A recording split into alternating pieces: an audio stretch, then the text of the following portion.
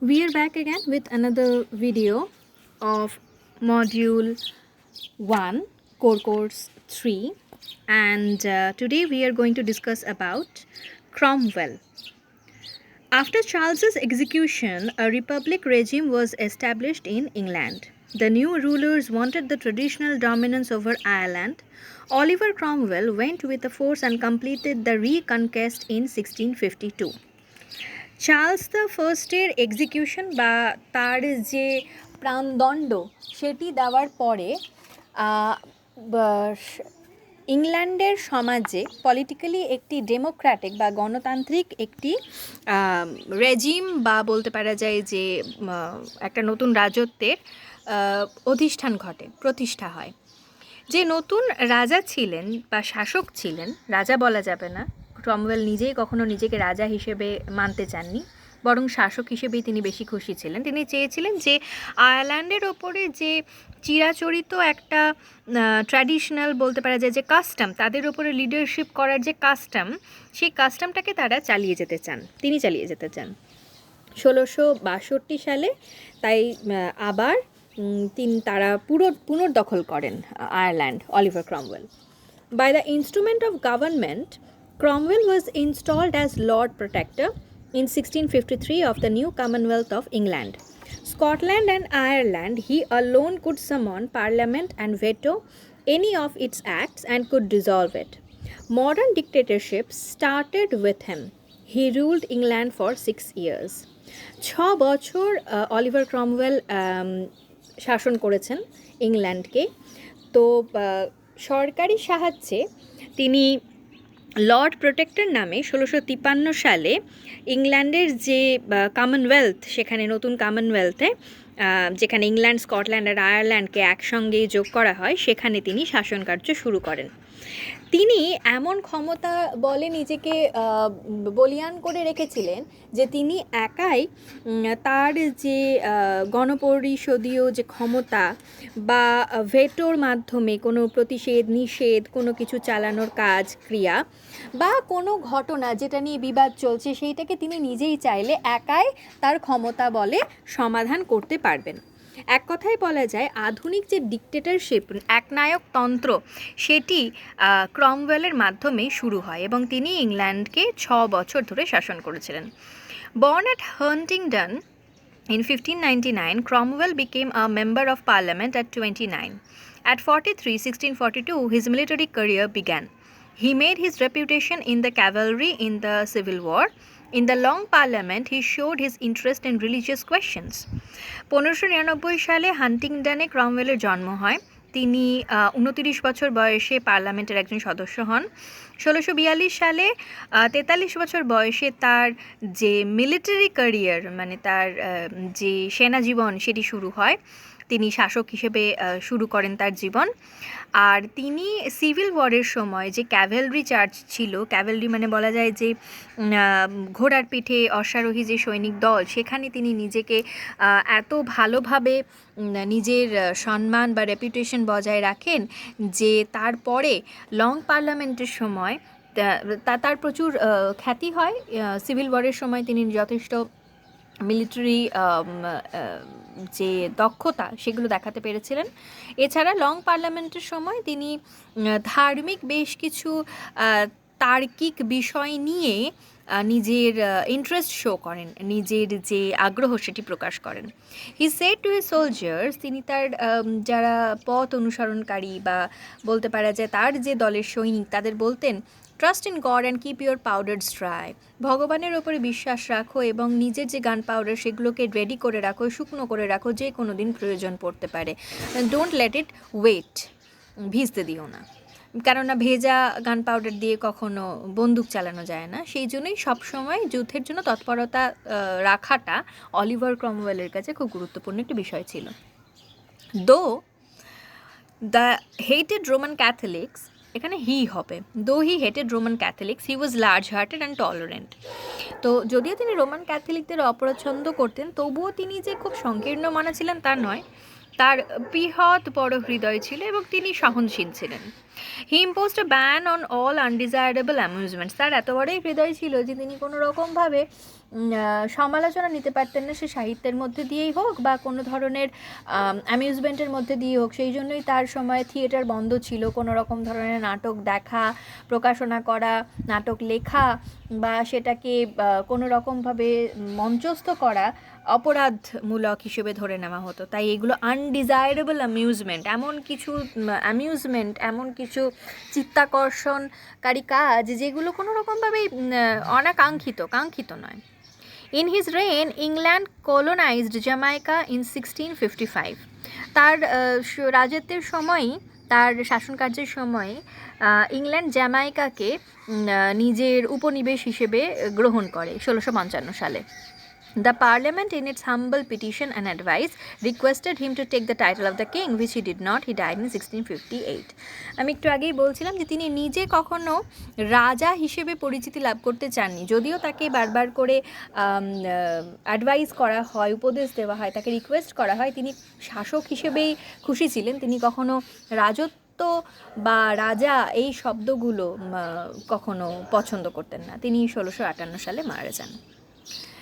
এরপরে আসছে restoration of Charles the second, পুনরুদ্ধার বা যে রাজত্ব লাভ চার্লস দ্য সেকেন্ডের, তার সম্পর্কে এবার আমরা জানবো, সেটির সম্পর্কে।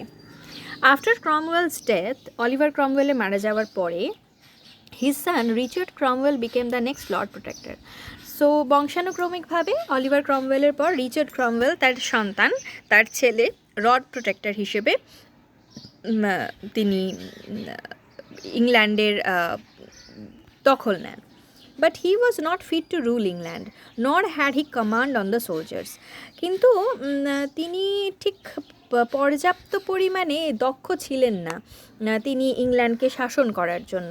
এমনকি সৈন্যরাও তার খুব একটা কথা শুনতো না, তার যে গ্রিপ সেইটা খুব একটা ভালো ছিল না সৈন্যদের ওপরে। So he abdicated 8 months later। সেই জন্য 8 মাস বাদে তাকে উৎখাত করে দেওয়া হয়। There was a vacuum of power in the kingdom। সেই সময় ক্ষমতার একটা চরম শূন্যতা সৃষ্টি হয়েছিল। সেই সময় রাজত্বকালে সে কে রাজত্ব করবে এবং কে ক্ষমতার অধিকারী হবে, সেইটা নিয়ে একটা মারাত্মক শূন্যতা সৃষ্টি হয়। The Rump also fail to do anything. রাম্পও সেই সময় এমন কিছু কাজকর্ম করে উঠতে পারেননি। At that time, George Monk, the first Duke of Albemarle, once a royalist and now one of the ablest army officers, came from Scotland to London. এই সময় মঙ্ক বলে একজন প্রথম শ্রেণীর জেন্টলম্যান, যিনি অ্যালবারমেরের ডিউক ছিলেন, একসময় তিনি রাজভক্ত ছিলেন, রয়্যালিস্ট দলের ছিলেন এবং এই মুহূর্তে আর্মি অফিসারদের মধ্যে সবথেকে সুদক্ষ একজন, তিনি এলেন স্কটল্যান্ড থেকে লন্ডনে। He realized that only the restoration of Charles II could put an end to the crisis।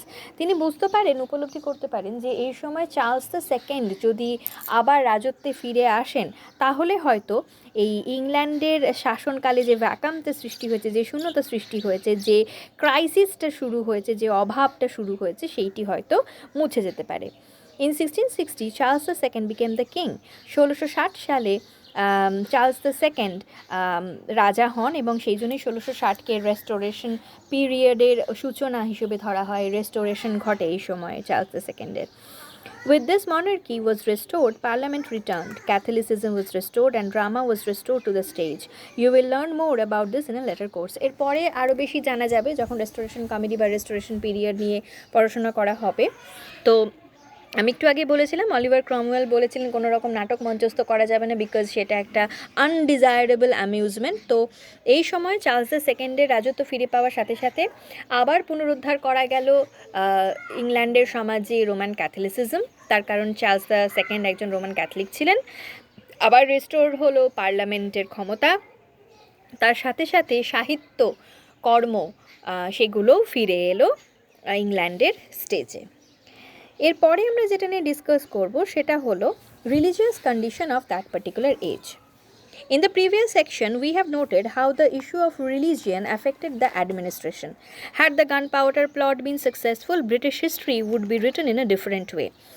তো আমরা এর আগেই যখন আলোচনা করছিলাম গানপাউডার প্লট বা গাই দ্য ফক্সের কথা, যখন আমরা বলছিলাম, তোমরা যদি আগের ভিডিও না দেখে থাকো তাহলে এই ভিডিওটা দেখার পরে অবশ্যই এর আগের যে ভিডিওগুলো আমি পোস্ট করে রেখেছি সেইগুলো একবার দেখবে, তাহলে Charles the first, James the first এনাদের সম্পর্কে এবং গাই দ্য ফক্সের যে গানপাউডার প্লট সেগুলো সম্পর্কেও জানতে পারবে।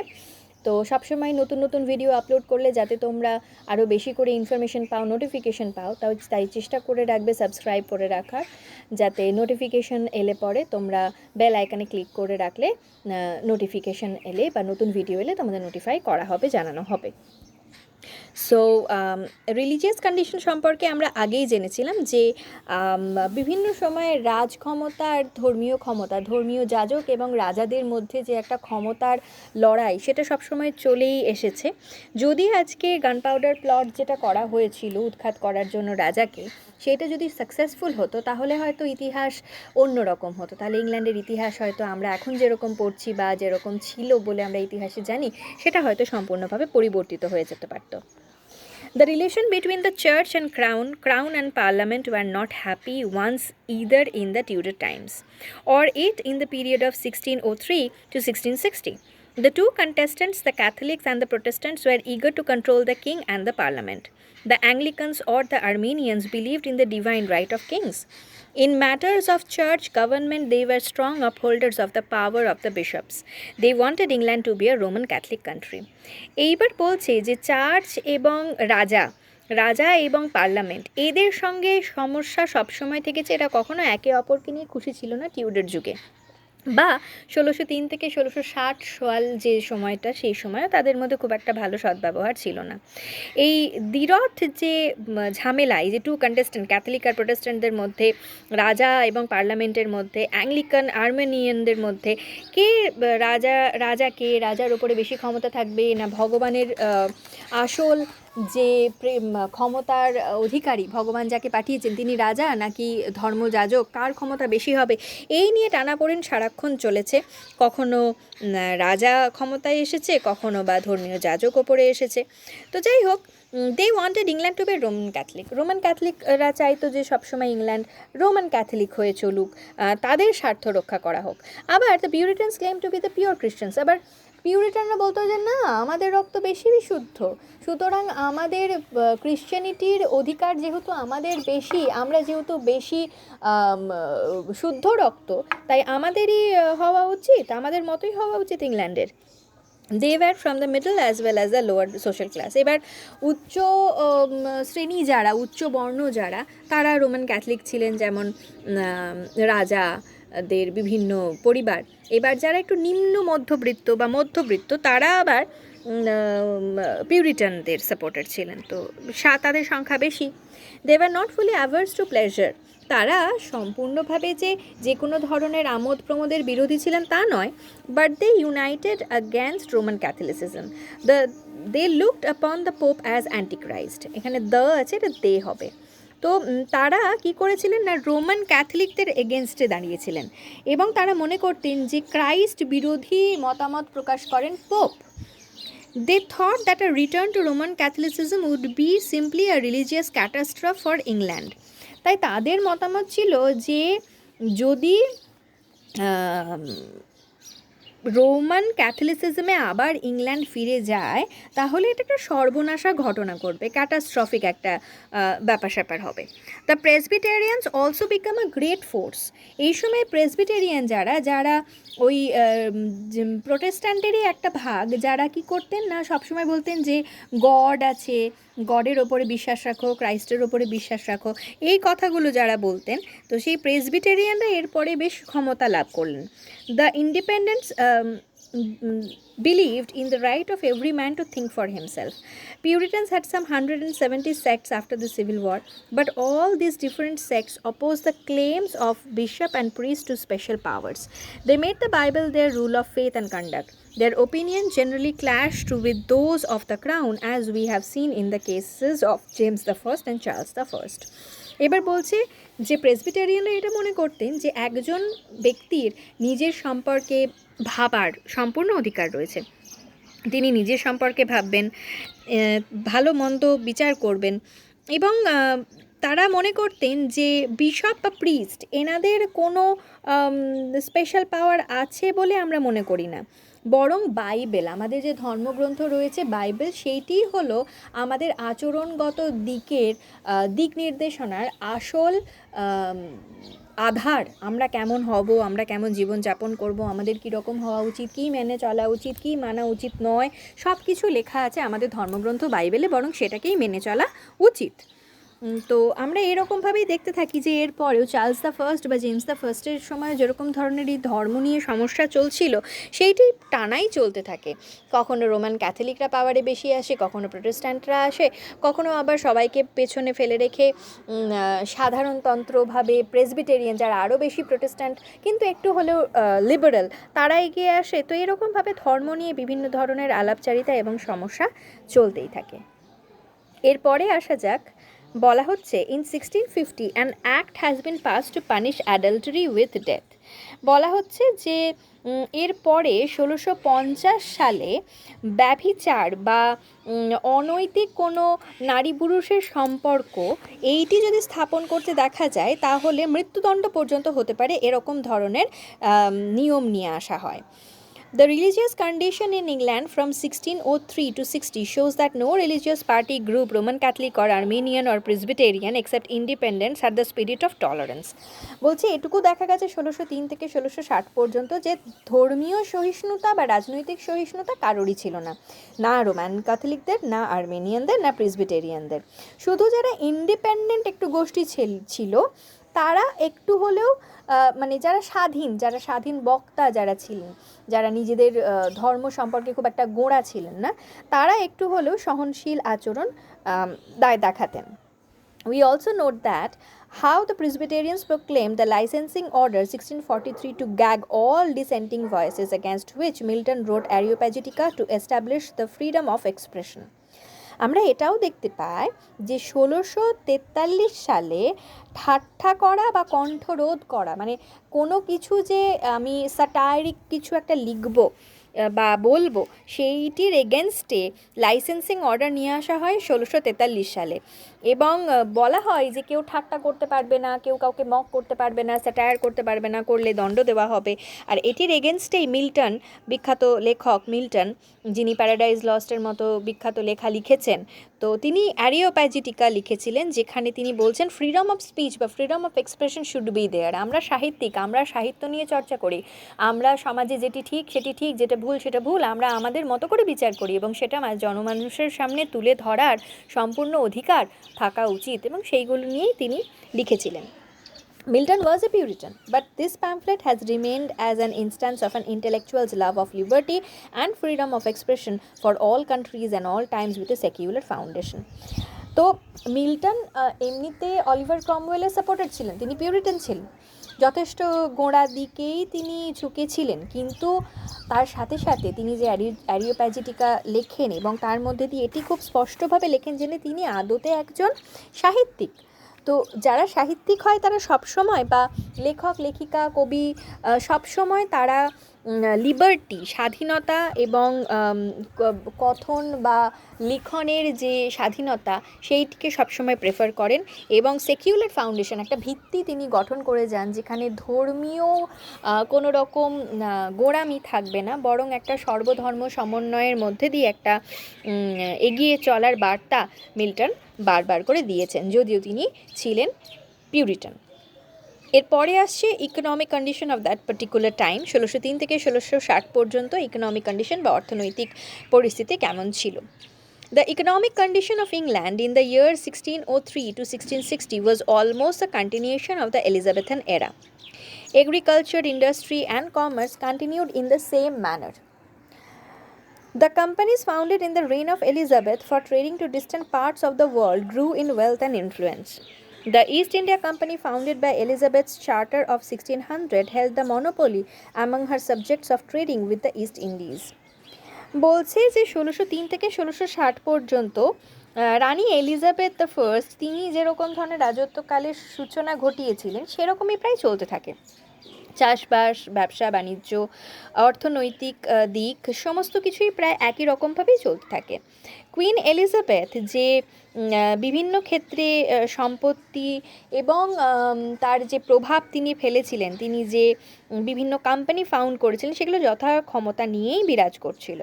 ইস্ট ইন্ডিয়া কোম্পানি, যেটা এলিজাবেথ নিজের 1600 সালের সনদ, চার্টার সনদ যেটি, সেটির মাধ্যমে প্রতিষ্ঠা করেন, সেটি তখনও পর্যন্ত একচ্ছত্রভাবে ইস্ট ইন্ডিজে ব্যবসা বাণিজ্য একচ্ছত্রভাবে চালিয়ে যাচ্ছিল, অন্য কেউ আর কম্পিটিটর ছিল না।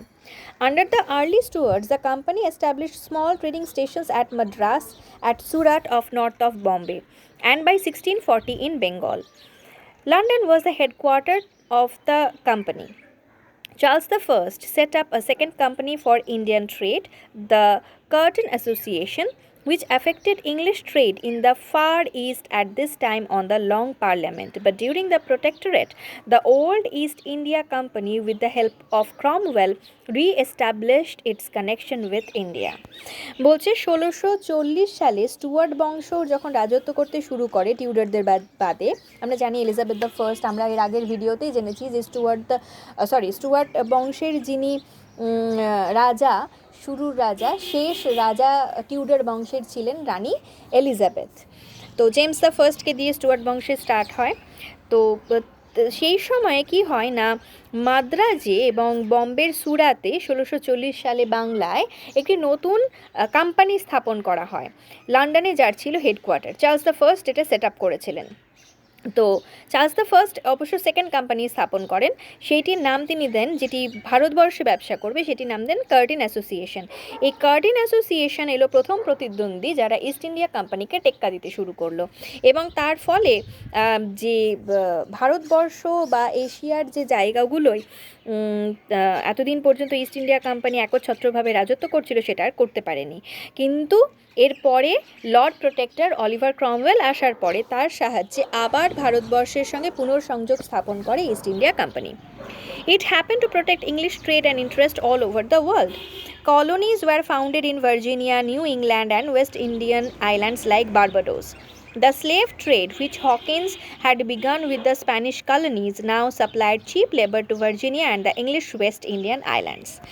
বলছে এরপরে আস্তে আস্তে আরও বেশি করে ঔপনিবেশিকতা বাড়তে থাকে, উপনিবেশ স্থাপন আরও বাড়তে থাকে, এবং তার সাথে সাথে বিভিন্ন জায়গায় নতুন নতুন করে উপনিবেশ গঠিত হয়। Virginia, new England, West Indian island যেমন বারবাডোস, এখানে নতুন করে করে আরও উপনিবেশ স্থাপিত হয়, এবং উপনিবেশ স্থাপনের ফলে একটা নতুন করে কৃতদাস প্রথা যেটা চলে আসছিল, সেইটা আরও করে বাড়তে থাকে, দ্য স্লেভ ট্রেড, কৃতদাস প্রথা, যেটিকে হকিন্স নামক এক ব্যক্তি স্টার্ট করেছিলেন স্প্যানিশ কলোনিজ বানানোর সময়। স্পেনে যখন তারা উপনিবেশ স্থাপন করেছিলেন সেই সময় তারা বানিয়েছিলেন। তো এই নতুন নতুন জায়গায় উপনিবেশ স্থাপন হওয়ার ফলে সেখান থেকে কম পয়সায় আরও সহজে বেশি করে লোকজনকে তুলে নিয়ে এসে দাস হিসেবে রাখা আরও বেশি করে বেড়ে গেল। তার কারণ অনেক সহজে, অনেক কম টাকায়, অনেক কম খরচায় নতুন করে আমরা লোকজন পেতে শুরু করলাম, যারা সংখ্যায় অনেক বেশি কিন্তু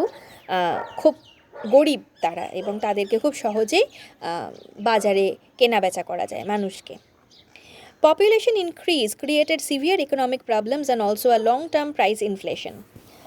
By the beginning of the 17th century, London contained more than 250,000 of people. Poor migrants flocked to the capital in search of work or charity. London dominated not only the English mercantile world but also the rural economy. Initially, woolen cloth industry with its spinning and weaving provided employment for thousands of families in the northeast and southeast parts of England. But the downturn of this industry created economic problems, especially during the 30 Years' War when trade routes became disrupted. এবার বলছে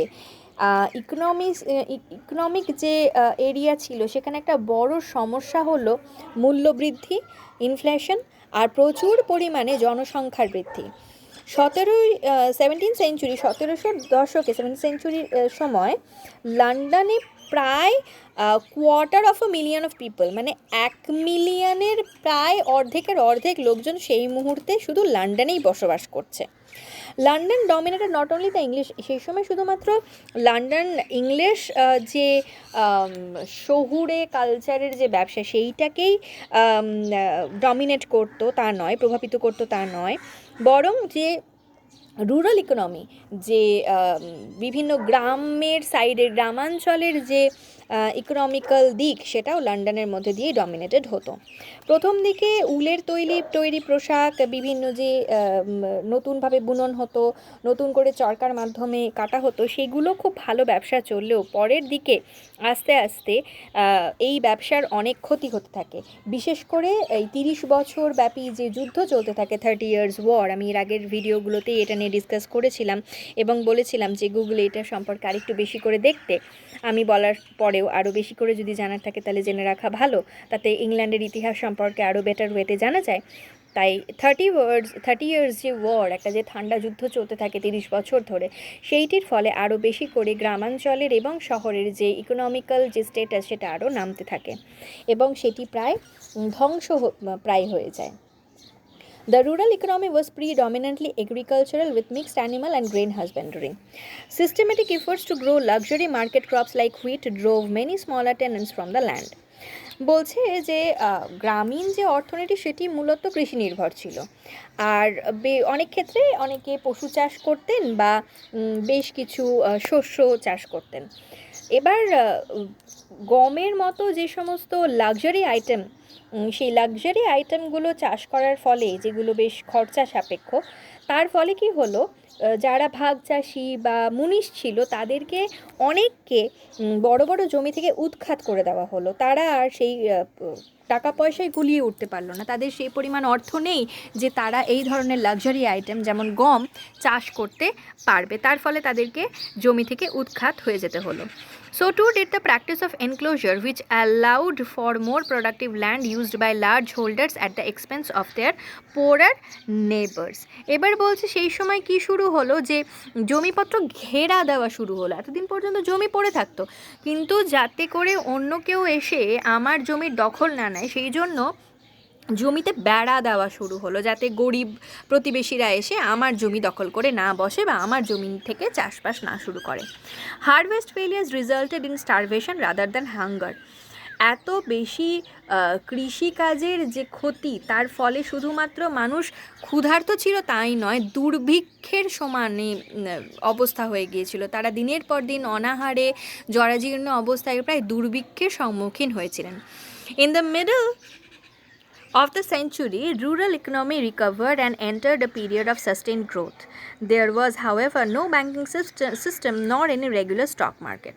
বলছে এই Tudor বংশের রাজত্বকালের মাঝামাঝি সময়ে একটা ওই কর নির্ধারণ করা বা নতুন করে চাষাবাদের দিকে লক্ষ্য দেওয়া, নতুন করে ব্যবসা বাণিজ্য করা, এইসবের প্রতি ধ্যান ধারণা একটু হলেও যারা উচ্চ পদে রয়েছে, পার্লামেন্ট, কিং, তাদের চোখে আসার ফলে আস্তে আস্তে অবস্থার একটু পরিণতি হয় এবং একটা সাস্টেনেবল গ্রোথ, মানে একটা স্থিতিশীল যে বিকাশ, সেই দিকে এগোতে থাকে। যদিও সেই মুহূর্তে কোনো stock market, regular banking system বা একটা যে প্রপার একটা সামাজিক অর্থনৈতিক কাঠামো, সেটি ছিল না, তবুও একটু হলেও সামাজিক স্থিতাবস্থা আর্থিকভাবে এসেছিল।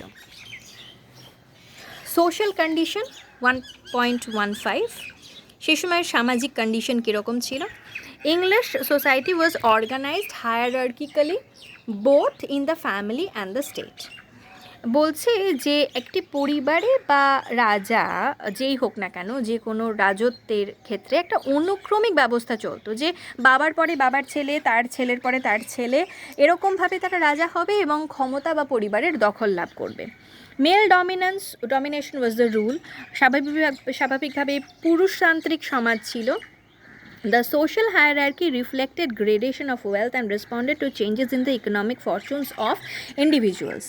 এইবার বলছে যে এইভাবে সোশ্যাল হায়ারার্কি বংশানুক্রমিকভাবে একের পরে আরেকজন ক্ষমতা এইভাবে পেতে পেতে পেতে পেতে সমাজের একটা ওই গ্রেডেশনের পরিবর্তন হতে শুরু করে, যে যারা বড়লোক তারা বেশি করে বড়লোক হতে শুরু করে, যারা গরিব তারা আরও বেশি করে গরিব হতে শুরু করে। এর ফলে ইকোনমিক ফরচুন একচ্ছত্রভাবে একজনের কাছে যেতে শুরু করে। এইটা একটা খুব খারাপ সামাজিক পরিকাঠামো হতে শুরু করে। Titular peerage system prevailed. Between 75 and 100 peers formed the apex of the social structure. Their titles were hereditary. They were the wealthiest subjects of the state. It was also the military class of the nation.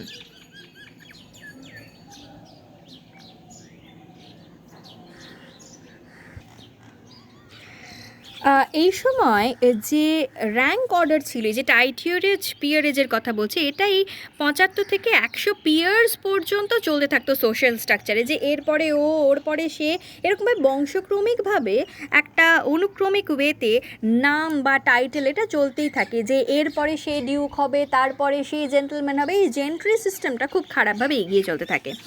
They were the wealthiest subjects of the state. এই titular পিরিয়ডে যে টাইটিউলার যে বংশ, এরা যারা এই রাজত্ব করতে থাকে, যারা জেন্টলম্যান হতে থাকে, সেটি 75 থেকে 100টা জেনারেশন পর্যন্ত এটা চলতে থাকে, এবং সেটি ওই সময় সবচেয়ে ধনী পরিবারের মধ্যে একটিতে পরিণত হয়। It was also the military class of the nation. In the counties peers held the office of Lord Lieutenant. তারা আবার শুধুমাত্র যে জমি জমা আছে, টাকা পয়সা আছে তাই নয়, তারা আবার সেনা ক্ষমতাও রয়েছে তাদের, তার কারণ তারা সেনা দলের একটা পরিবার। তারা সবাই সেনা অধ্যক্ষ, বা তারা সবসময় বংশানুক্রমিকভাবে সৈনিক যে ক্ষমতা, মিলিটারি যে পাওয়ার, সেইটিও ভোগ করতে থাকে, এবং তাদের বংশের মধ্যে লর্ড লেফটেন্যান্ট এই উপাধিটা তারা সবসময় ভোগ করতেন। The gentry was below the peers. They composed only 5% of the rural population. The gentry were not distinguished by title. Though many were knights, hereditary knighthood was created in 1611. They served as militia captains and justices of peace. The justices had the responsibility to mediate local disputes and collectively to try petty crimes. এবার বলছে 1611 সালের আগে পর্যন্ত যারা knighthood পেতেন তারা শুধুমাত্র gallantry অ্যাওয়ার্ডের মতোই থাকতো, যে যারা বীর তারাই শুধুমাত্র নাইট হতেন। কিন্তু তারপরে 1611 পর থেকে সেটাও বংশ অনুক্রমিকভাবে পেতে থাকে, যে নাইটের ছেলে আবার নাইট হবে, এরকমভাবে চলতে থাকে। এবং সেই যে পরিবারগুলি যারা নাইটহুড পেতেন, তারা সেনা দলের ক্যাপ্টেন, বা তাদেরকে এমন কিছু পদ দেওয়া হতো যাতে করে তারা সমাজের বিভিন্ন দায়িত্ব পালন করার অধিকার পেতেন। যেমন সমাজে ছোটোখাটো কোনো ক্রাইম হচ্ছে বা লোকাল কোনো ঝগড়া ঝামেলা হচ্ছে, সেগুলো মেটানো, জাস্টিস স্থাপন করা, এইগুলোর কাজ ছিল তাদের। তো as the magistracy the gentry were the backbone, এটা ব্যাকডোন আছে, এটা ব্যাকবোন হবে, backbone of governance in the country. তাহলে বলা যেতে পারে যে জমির মালিক যারা ছিল, জেন্টলম্যান যারা ছিলেন, তারাই ছিলেন সেই সময় সমাজের যে সামন্ত প্রথা, সেই সামন্ত প্রথার যে সামন্তরা, তারাই ছিলেন সেই সময়কার সমাজের মেরুদণ্ড।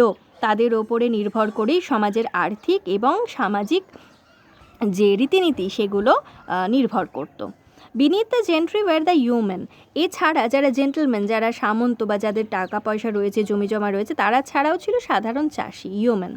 দে were also involved in local government. Yeomen were village elders, constables and tax collectors. The husbandmen, cottagers and labourers filled out the ranks of rural society. বলছে এরপরে যারা আরেকটু ভাগ চাষি, মানে ধরো যে জমিদার, একজন সামন্তর আন্ডারে তো অনেকজন জমিদার থাকতেন, এই হিউম্যানরা কাছাকাছি সেই জমিদারের মতো, যাদের আন্ডারে কিছু বড় অংশের জমি থাকতো, এবং তারাও বেশ খানিকটা লোকাল যে গভর্নমেন্ট, লোকাল যে সরকারি কাজকর্ম সেগুলোতে ভাগ নিতেন। যেমন সমাজের যারা বয়স্ক মানুষ, তারা কনস্টেবলের কাজ করতেন বা ট্যাক্স কালেক্টরের কাজ করতেন, তো আয়করের কাজগুলো জেনারেলি তারাই দেখতেন। আর হাজব্যান্ডম্যানস কটেজার, মানে যারা একদম ছোট্ট মধ্যবিত্ত চাষি এবং যারা কৃষক, লেবারার্স, যারা একদম মাঠে ঘাটে খাটা মানুষ, তারা জেনারেলি রুরাল সোসাইটিতে একদম যে গ্রামাঞ্চল, সেই গ্রামাঞ্চলের যে লোকাল বডিজ, সেখানে কিছু কিছু ক্ষমতা লাভ করতেন। মানে এক কথায় যে যেমন বেশি টাকা, তার ক্ষমতা সেরকম বেশি গভর্নমেন্টেও এবং সমাজেও।